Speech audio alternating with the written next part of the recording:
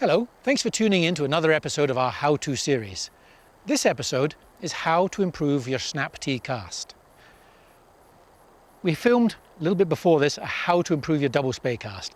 And if you haven't seen that video, I suggest you watch that one first. There's a lot of similarities between the two. The paths and moves are different, but there's a lot of similarities. But the main reason I want you to watch that is there's a very good explanation in that video of why it's important to practice with a longer head spey line rather than your average Skagit or Scandi. You can make a lot of casting mistakes with a Skagit and Scandi and you don't know it. With a long head line, you'll know it. So watch that video first, get an understanding of why it's important to practice with a longer head line, get yourself a longer head line, and then let's take a look at how to improve the snap tee cast. We're going to focus on three particular things, that's all. And the three particular things are what's called the XY axis, the box, and a large D-loop. The XY axis is simply a picture you have in your mind. You draw a line downstream of you, and that's pretty irrelevant. But 90 degrees to that, and in front, you draw a line in front of you. And 1 foot from you, there's number 1. And 2 feet from you, number 2. And 3 feet from you, number 3. There's got a 13-foot rod here, so that mark would be 13. And the reason that's important is because you can make your snap tee, the setup stroke, a couple of different ways. And the way you make it influences where your fly line lands on this axis. For example, if I do my traditional snap tee or circle spey or C spey with a lift and a curve like this, that line lands more than a rod length away from me. So 14 or 15 feet away from me.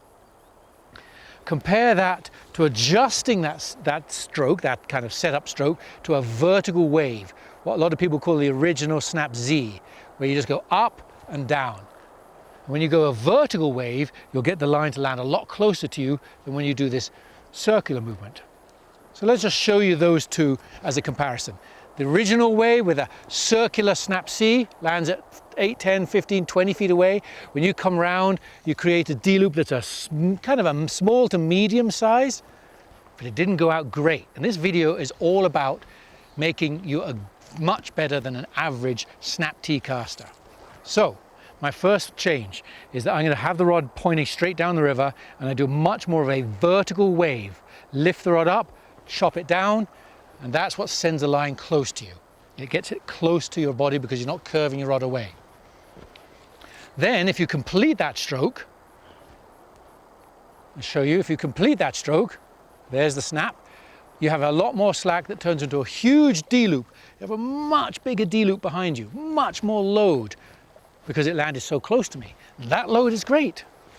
So the first thing to focus on really, when you want to improve your double spey, and you've got yourself these longer head lines, is to start focusing on trying to land the line a lot closer to you than the curve of the snap tee or the circle spey.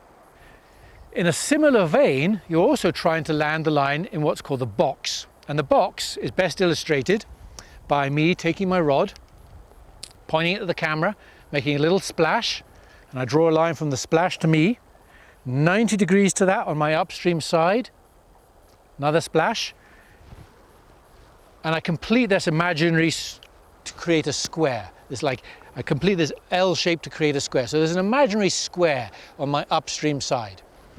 And the second point of focus, once you're starting to land the fly line closer to you on this snap tee, is to land the tip of your line, the connection between your leader and your fly line, in that square.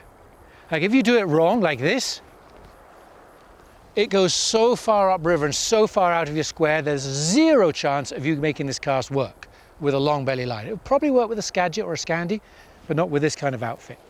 And equally, if you make that same stroke and it's soft and pathetic and it lands below your square, that isn't going to work either.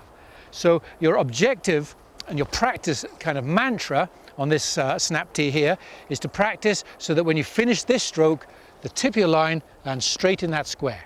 And now, anywhere in that square will do, you're set up for the best snap tee of all. And the final part of making a really good snap tee is all about the acceleration. And the crux to this is to think about the energy of a cast in a single 180 degree plane.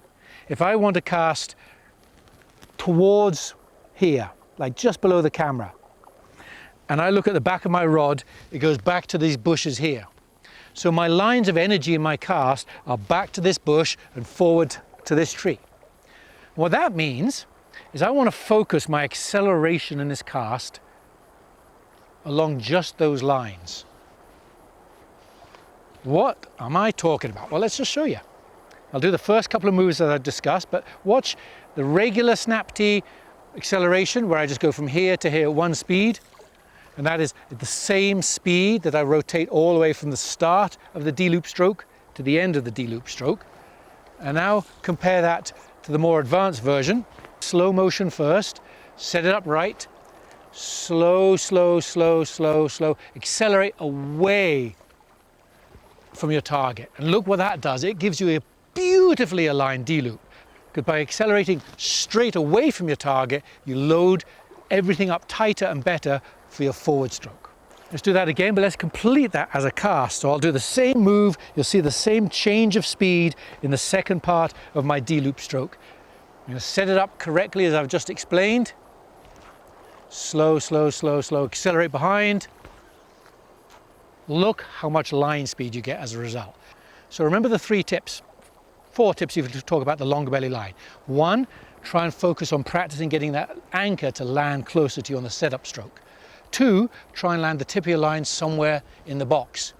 Further away from the box it is on either side, the worse the cast. And 3, probably the hardest thing, is make sure when you put an acceleration to create your D-loop, you accelerate away from your target, not just some vast swath across multitude of planes. And if you remember those 3 tips, soon you'll be throwing your snap T an awful lot further with an awful lot more efficiency. And hey, you'll be doing it with long belly lines. That's pretty rad. So hopefully you enjoyed this. Hopefully you picked up a couple of nuggets there about how to make yourself a better snap T caster.